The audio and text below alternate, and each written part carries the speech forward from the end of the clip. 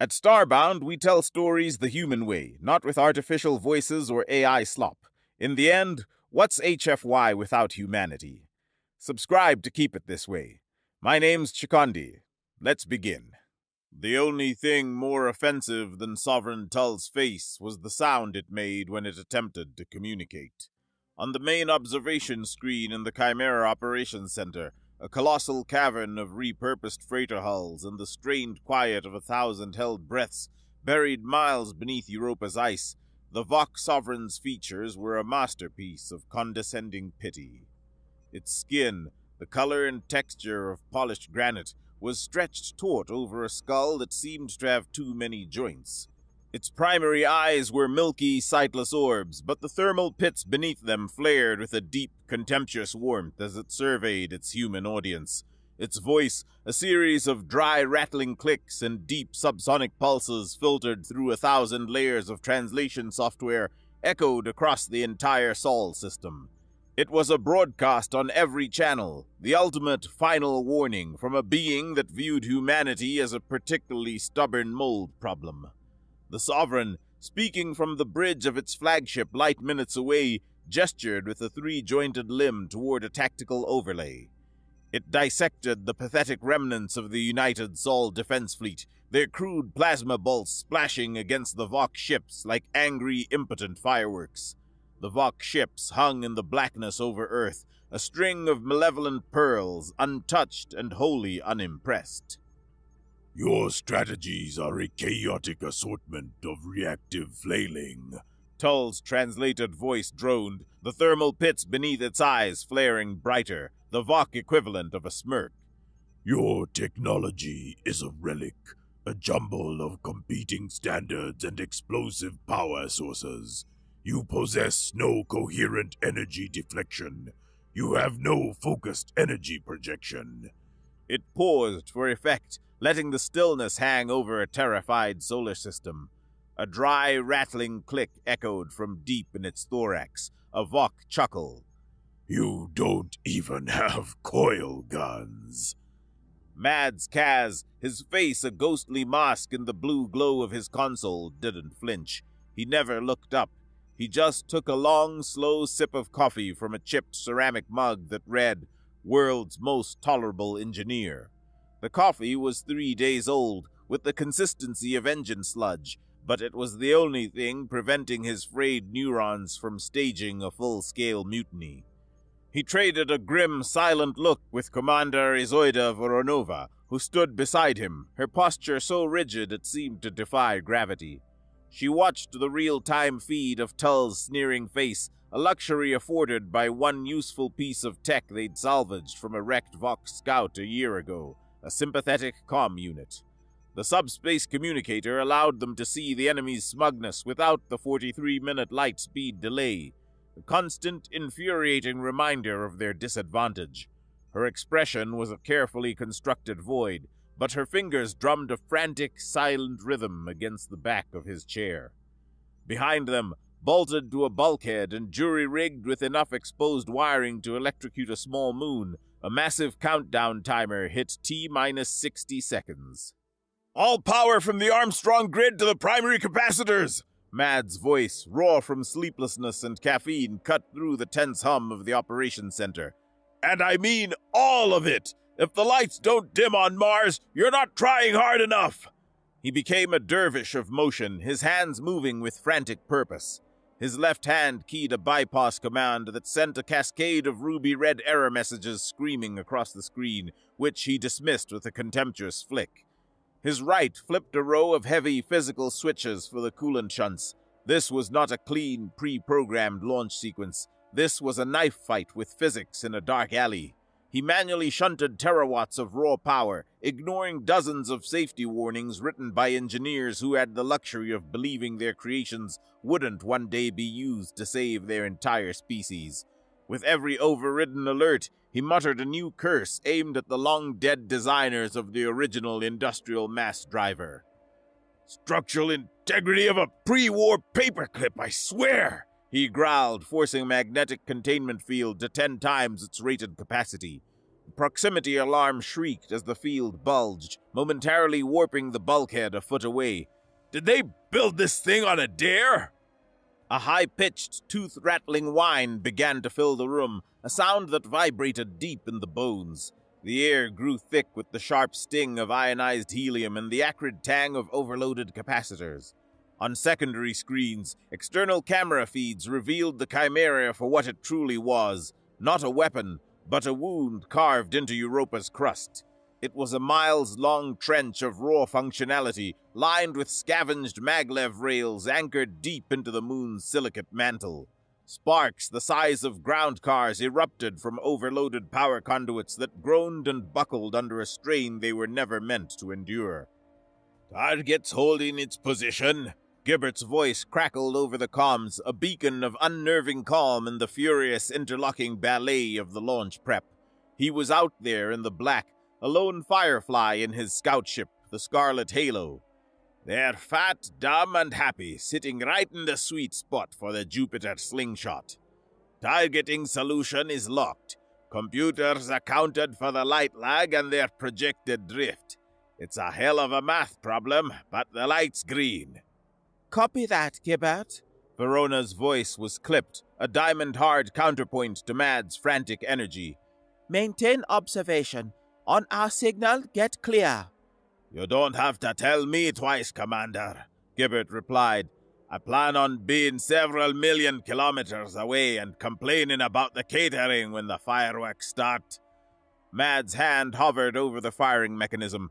It was not a sleek, recessed button. It was a massive, greasy, yellow and black striped lever assembly, a brutal piece of machinery cannibalized from an old asteroid cracking rig. The metal felt gritty with industrial lubricant, scored by a dozen frantic tests. He gripped the cold, heavy handle, the vibrations of the charging weapon traveling up his arm, making his teeth hum. 10 seconds, Verona announced, her eyes fixed on the main screen. The whine climbed into a register that was felt more than heard. The lights in the operations center flickered violently, then held. 5, 4... Mad's knuckles were bone white. He felt the weight of 8 billion lives on his shoulders. He thought for a fleeting, absurd moment about his workshop, about the half-finished violin on his workbench, about a quiet life that no longer existed. 3, 2... He took a breath that tasted of burnt electronics and stale coffee. Firing on my mark, he said, his voice surprisingly steady. Mark. Mads threw the lever. It took his entire body weight to move it, the mechanism engaging with a deafening metallic clang that echoed through the room like a hammer blow from God. The entire moon of Europa shuddered. It was not a tremor. It was a deep, bone-jarring tectonic groan, as if the moon itself cried out in protest. On the surface, fissures miles long raced across the ice shelf, venting plumes of subsurface water vapor into the vacuum. The recoil from a single shot was rewriting the moon's geology. In the dead, absolute stillness of space, a 20-ton slug of tungsten-cored asteroid erupted from the trench. It was an ugly, brutal piece of rock, an insult to physics. It was wrapped in a volatile cage of scavenged Voc capacitor banks, energy arcing between the pylons in silent, angry jolts, a monstrous single-use bomb strapped to a bullet. It hurtled outward, then bent sharply as it was caught by Jupiter's immense gravity well. The gas giant acted as a cosmic catapult, whipping the projectile around and flinging it back toward the Voc fleet at a speed that made a mockery of conventional propulsion. Sovereign Tull was still broadcasting, a self-satisfied ripple of warmth in its thermal pits as it began to list the terms of humanity's surrender. Your cultural artifacts will be preserved for study. Your population centers will be reorganized for optimal aesthetic harmony. The projectile screamed past its fleet, a kilometer off the port bow of the Sovereign's flagship. It never touched a single ship. As it passed the midpoint of their arrangement, the capacitor banks discharged. A single, silent, omnidirectional wave of pure electromagnetic force erupted from the slug. A tidal wave of raw energy washed over the Voc fleet. Their elegant shields, tuned to dissipate the focused energy of a laser or plasma bolt, were hit across their entire surface at the exact same instant. They flared a brilliant rainbow of colors. They did not break. They did not fail. They resonated, the EM wave causing their own projectors to overload in a catastrophic feedback loop. Then they shattered into trillions of motes, a silent explosion of violent and viridian dust caught in a sunbeam. The hulls beneath, designed for elegance and uninterested in withstanding physical impacts, crumpled like foil in a child's fist. Reactors, suddenly unsupported by their containment fields, breached. Half the Vok fleet vanished. One moment, 24 pristine, arrogant vessels occupied the space above Earth. The next, a rapid expanding cloud of incandescent gas and shattered metal filled their place. A chain reaction of silent, blinding explosions painted the darkness. On the main observation screen, Tull's smug expression dissolved, replaced by a flash of sheer, uncomprehending terror in its heat-sensing pits. Its jaw opened, but before any sound could emerge, its feed cut to a blizzard of static. The operations center was utterly still. The only sound was the frantic ticking of the overloaded systems cooling down. Every crew member, every technician, every soldier stared at the screen in utter reverent awe. Mads let out a shaky, triumphant breath that fogged the air in front of him. Well, he said, slumping back into his chair, that was inelegant as hell. The days following what the hastily assembled USDF High Command dubbed the Europa Gambit were a strange cocktail of elation and cold, creeping dread. The remaining Vok ships had not waited for a second invitation. They either fled the system at emergency warp or were picked off by the handful of human destroyers that had survived the initial blockade. The immediate threat was gone. The new threat was infinitely larger. Voronova stood before the main strategic map, which no longer showed enemy ship positions. Instead, it displayed a chaotic web of intercepted galactic communications, frantic, terrified messages from the retreating Vok fleet, a grainy, low-resolution recording of Tull's armada being erased from existence had already spread like a contagion through every known network. "Congratulations, Mads," Vorona said, her voice grim. She gestured at the screen, at the panicked alien script scrolling past. "You've turned us from an isolated species using combustion engines into the galaxy's most terrifying ghost story." She brought up another feed. It was from a mercenary guild's public bounty board. A fortune in refined heavy metals was offered for any concrete intelligence on the Sol Shield Breaker. Rival empires, who had been content to watch the Vok hegemony conduct its tedious pest control, now debated intervention. The Vok themselves were marshalling a force for pure extermination. "They think we have a whole fleet of these things," Vorona continued, her gaze hard. "They think Chimera is just one of many. They can't conceive that a species they deemed pre-industrial could build a single weapon capable of that." Mads ran a hand through his already disastrous hair. Great. We kicked the hornet's nest, and now all we have is one shoe. "Worse," she said, turning to face him. "We don't even have the shoe anymore." The short-lived celebration died the moment Mads' first diagnostic report came back. It was not a report. It was a digital obituary, a sea of red alerts and critical failure warnings. It's like firing a cannon made of glass, he explained to Voronova and the senior staff, gesturing at the schematic of the Chimera that was mostly blinking red icons. That shot was a 1-in-a-million confluence of desperation and dumb luck. We pushed a blast of power through the system so far beyond what the scavenged parts were designed for, it's a miracle the entire moon didn't turn to plasma. He pointed to a specific component on the diagram. Half the primary capacitors are fried. They look like lumps of charcoal. The magnetic conduits are warped. But this is the killer. He highlighted the main power converter. A massive crack snaked across the component's casing. It fractured. We can't patch it. We can bypass it.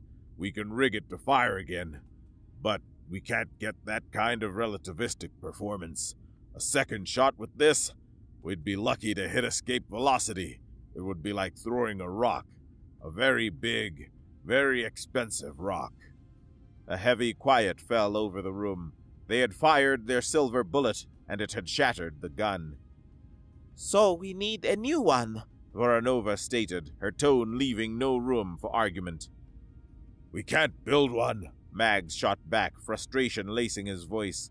The alloys, the microfabrication, it's centuries beyond us. We've got lucky repurposing this thing, but that converter is the heart. It's Vok-level tech.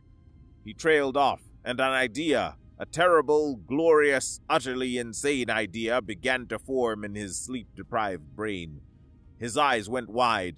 He typed frantically on his console, cross-referencing the damage reports with the scavenged Vok technical data they'd pulled from Tal's lost, dying data packet. His keystrokes were a rapid-fire percussion on the console. "Wait a minute," he muttered. "Wait just a goddamn minute." He brought up the schematics of a Vok cruiser. He zoomed in on the power distribution network. "Their systems are modular, redundant, elegant." He said the lost word like it was a disease. "They build their ships out of standardized components." Voronova saw where he was going. You are saying they have spares? "I'm saying," Mads said, a manic grin spreading across his face, "that there's only one place in this quadrant to get a component that robust, from the people who built the ships we just blew up." He pulled up a star chart, highlighting a small, insignificant point in the asteroid belt. "A Vok salvage and repair outpost, a scrapyard for their damaged ships from other, more civilized conflicts.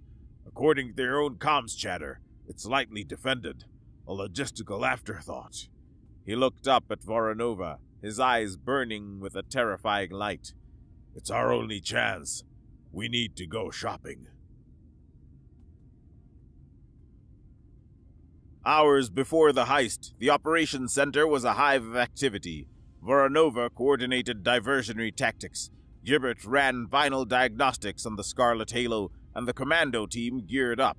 Mads, however, was not on the main floor. He sat alone in his small, cluttered office, a glorified closet overflowing with databanks and scavenged parts. On one screen, the plan for the outpost raid was displayed in stark tactical overlays. He stared at it, but his focus was elsewhere. In his hands, he held a second, smaller datapad. Voronova entered without a sound, holding 2 mugs of the familiar sludgy coffee. She placed one on the only clear corner of his desk. You've been staring at that plan for an hour. If you burn a hole in it, you'll have to brief the team from memory. He startled, quickly trying to slide the datapad under a pile of printouts. She raised a single, unimpressed eyebrow. What is it? He sighed, the fight going out of him. Defeated, he showed her the screen. The image was not a weapon schematic. The image was not a tactical analysis. It was a complex, beautifully intricate blueprint for a self-tuning acoustic violin. Every curve, every joint, every resonant frequency was calculated to perfection.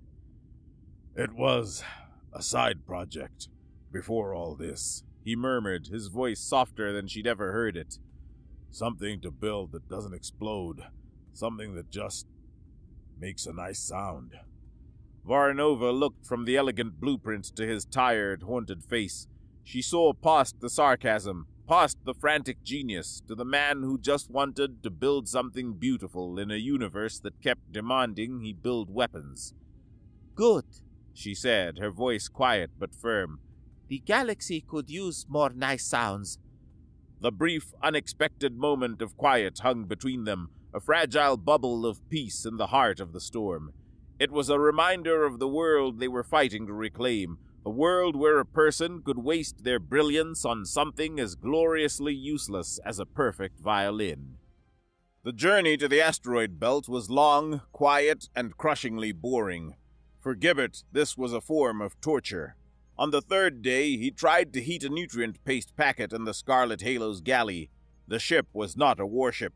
It was a reinforced asteroid tug, a flying tow truck with oversized grappling arms and an engine that valued torque over speed.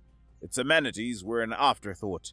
The microwave sparked violently, belched a puff of acrid smoke, and died. "Damn it, Mads!" Gibbert's voice yelled over the internal comm, echoing through the small ship. "This piece of junk is a fire hazard! I nearly flash-fried my lunch!" Mads' voice crackled back from the makeshift engineering station he'd set up in the cargo bay. "If you stopped trying to cook foil-lined packets in a 20-year-old radiation emitter, maybe you wouldn't keep overloading the galley's power relay, you absolute wrench. Read the instructions!" "Instructions are for people who don't know what they're doing," Gibbet retorted. "Clearly," Mads snapped back. Later, as they approached the target zone, Gibbert's boredom found a more productive outlet. The plan was one of pure human pragmatism, a strategy so dumb it looped all the way around to being brilliant. He spent hours at the helm, playing a game of cosmic billiards. Using the ship's powerful tractor beam and engine burns, he identified a dozen massive iron-rich asteroids. He gave them a series of carefully calculated nudges, gentle shoves that altered their orbits just enough. He put them into slow, intersecting, and seemingly random paths that would, in several hours, all converge on the Vok outpost at the same time. The outpost's sophisticated point defense systems were programmed to detect high-velocity projectiles and ships with active engine signatures. They were designed to stop torpedoes and fighters. They would completely ignore a dozen multi-ton rocks drifting in at a leisurely, non-threatening crawl. "It's not about speed," Gibbert explained over the comm to the commando team leader, a stoic woman named Sergeant Taggart. "It's about inevitability. They're looking for a bullet. They're not going to see the avalanche until their windows start breaking." As the first of the asteroids began its final, silent descent, the heist began. The slow, ponderous impact against the station's outer hull was less of an attack and more of a cosmic fender-bender. Alarms blared, but they were proximity and collision alerts, not combat warnings. Confusion, not readiness, spread through the outpost. As a second, larger asteroid crunched into a docking pylon, Gibbert brought the Scarlet Halo in low and fast, using the chaos as cover. They docked at a deserted cargo bay, the emergency shutters half closed. Mad's team stormed the corridors. They moved fast, a stark contrast to the Vok's unhurried, almost bored response to what they perceived as an industrial accident. They rounded a corner and came face to face with a squad of Vok guards in sleek, elegant powered armor. Their plasma rifles hummed, charging to fire. Mads, who was lagging slightly behind the commandos, shoved a bulky, horrifyingly jury-rigged device forward. It was a metal frame holding the magnetron and capacitor bank from the ship's galley microwave, crudely bolted to a high-discharge military power pack and held together with a truly heroic amount of reactor sealant putty, still tacky to the touch. "Fire in the hole!" he yelled and triggered it. The device let out a deafening whong and a flash of greasy, unfocused electromagnetic energy. The lights in the corridor flickered violently. A backlash of energy zapped Taggart's glove, making her yelp and shake her scorched hand. But the weapon worked. The delicate networked circuits in the Vok weapons and armor fizzled and died. The humming of their rifles cut out. The power assistance in their armor went dead. Suddenly, they were just aliens trapped in very heavy, very shiny metal coffins. The commandos, armed with simple, low-tech stun batons, moved in and took them down with brutal efficiency. "See?" Mads said, kicking one of the dead plasma rifles.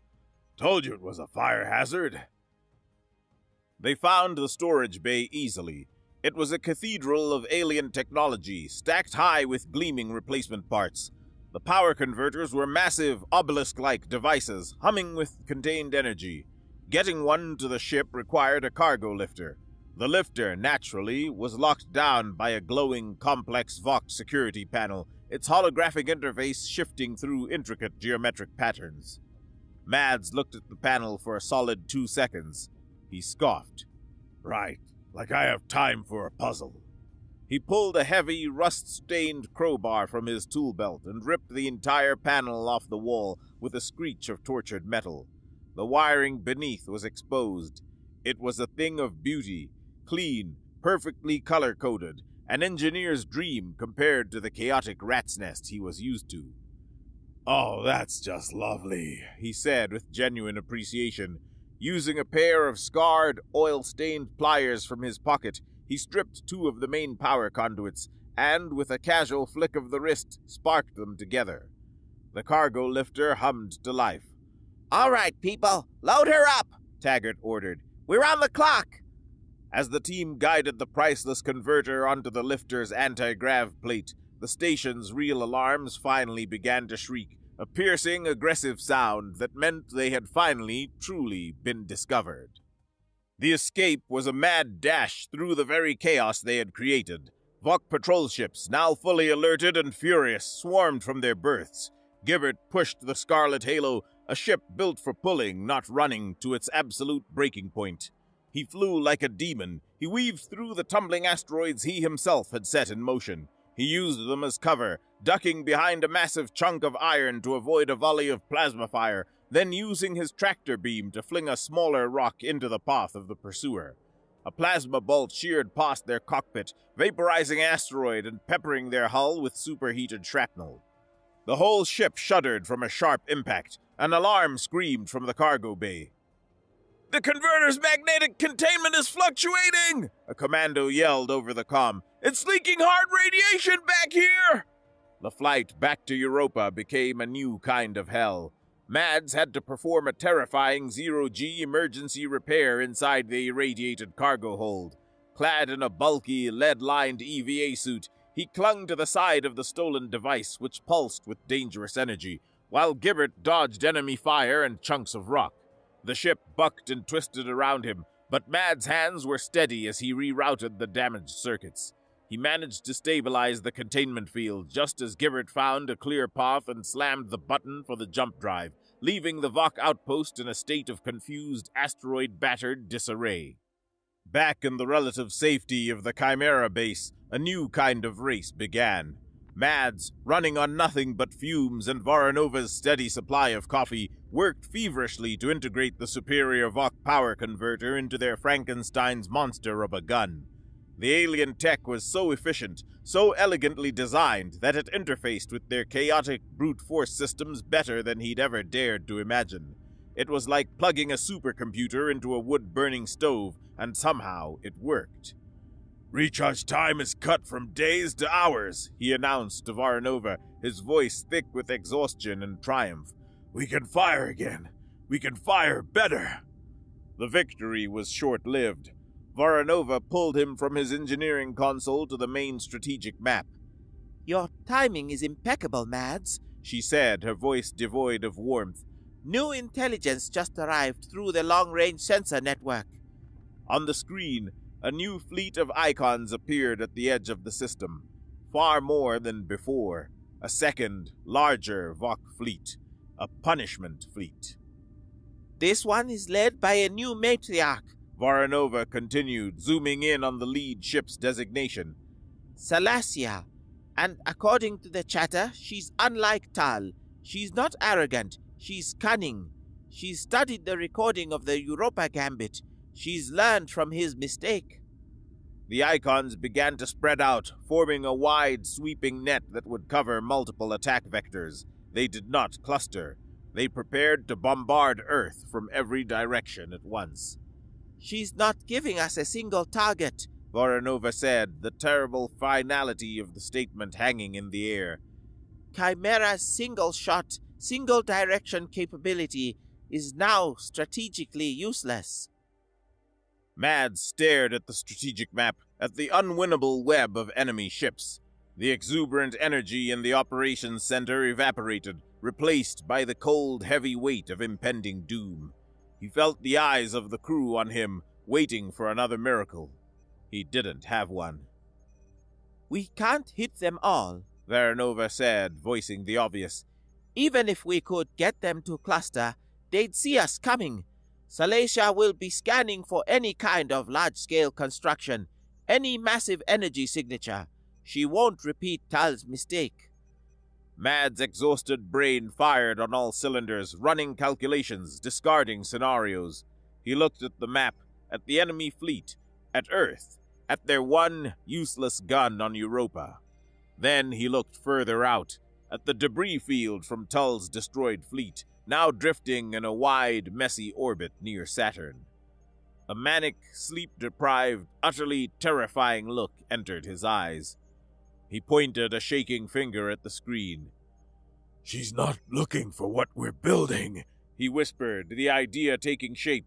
He looked at Voronova. "Saturn's rings. They're the best sensor jammer in the entire system. All that ice, rock, radiation.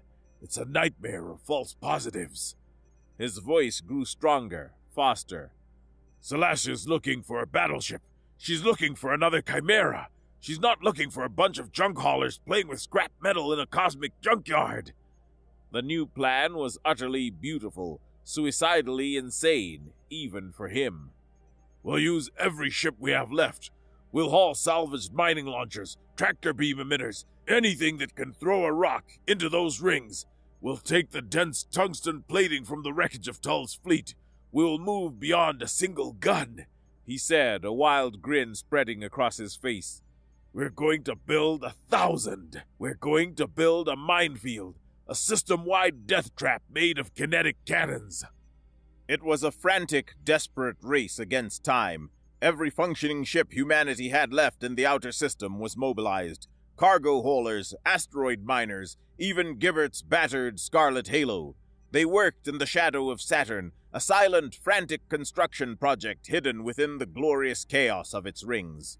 Crews in shielded worksuits mounted the small, crude, magnetically accelerated launchers onto asteroids, bolting them directly into the rock and ice. They used low-energy tools that generated minimal heat signatures, their work camouflaged by the natural sensor clutter.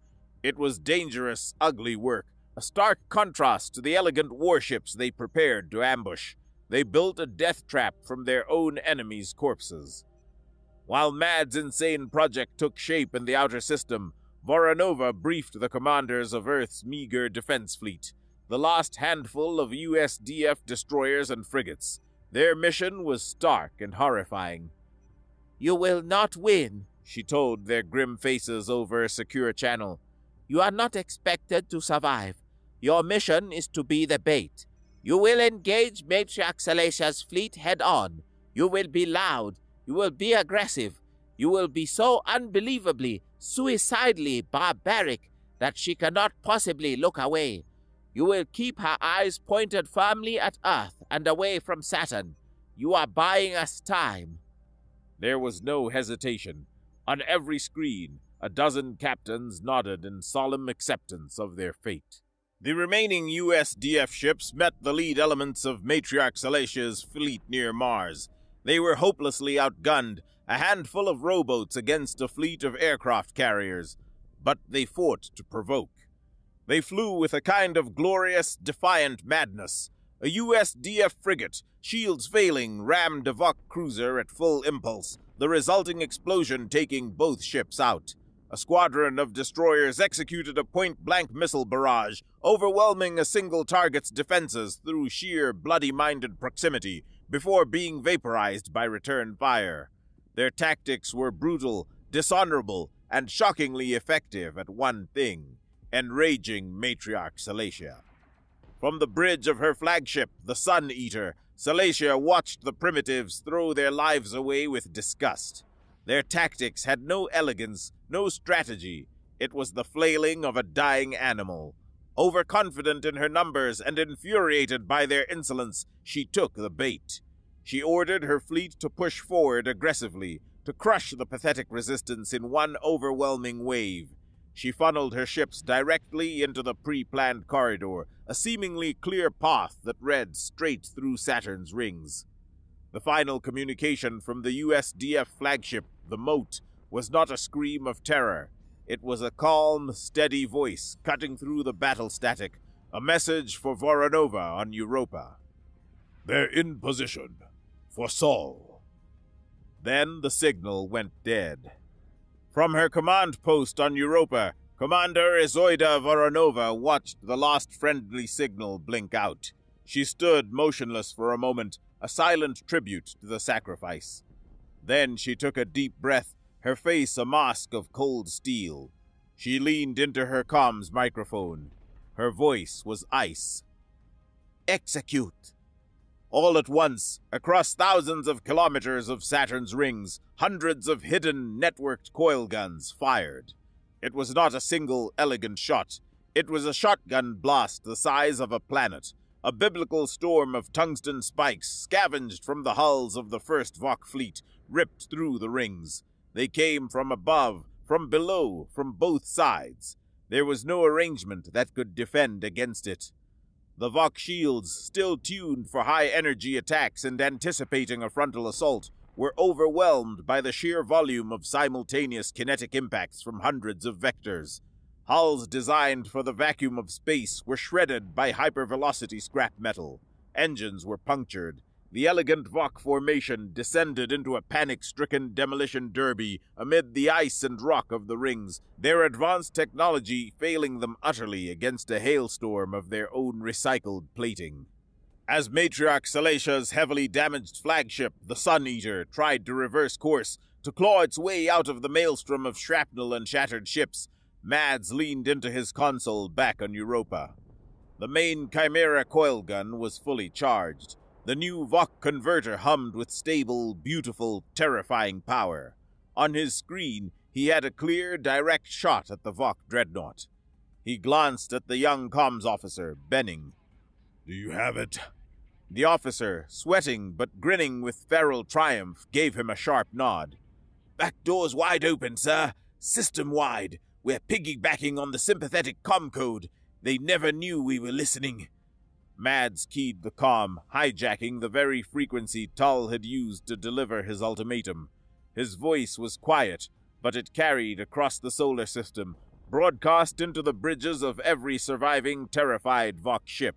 He spoke directly to the ghost of Sovereign Tull, and to the entire galaxy. Correction, he said. We have one. He fired. The projectile crossed the vast distance in minutes, a silent, avenging angel of kinetic death. It impacted the Sun Eater. The Vok dreadnought, and everything within a 50-kilometer radius, was vaporized in a flash of pure energy, a new, temporary, and deeply satisfying star in the night sky. Silence reigned. The strategic map, once a terrifying sea of red, was now a beautiful, calming green. The remnants of the Vok punishment fleet, broken, terrified, and utterly defeated, were in full panicked retreat. They broadcast desperate, incoherent warnings to their homeworld about the primitive, savage demons of Sol.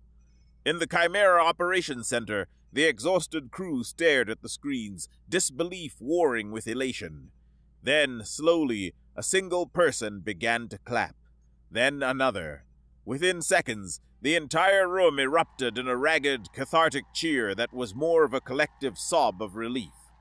As the celebration swelled around them, Voronova walked to the main strategic map.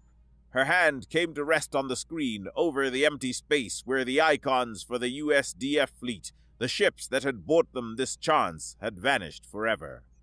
Mads came to stand beside her. No words were needed.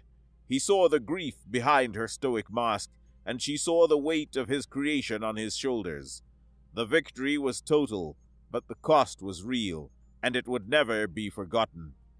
The cheering crowd slowly subsided into a determined buzz of activity as crews began damage assessments and system checks. A crackle came over the main comms. It was Gibbert. His voice buzzed with adrenaline and pure unadulterated joy. So that was fun. The Scarlet Halo is mostly not on fire. Minor detail. First round's on me when we get home, people. Mads slumped back into his command chair, a real bone-weary smile finally spreading across his face. He watched the lost enemy signal fade from the system, disappearing into the vast emptiness between the stars. The war was far from over, but the battle for Sol was. And the galaxy now knew what happened when you cornered a species in its own home. They learned what happened when you cataloged their deficiencies. You forced them to invent solutions from ingenuity, desperation, and the wreckage of your own arrogance.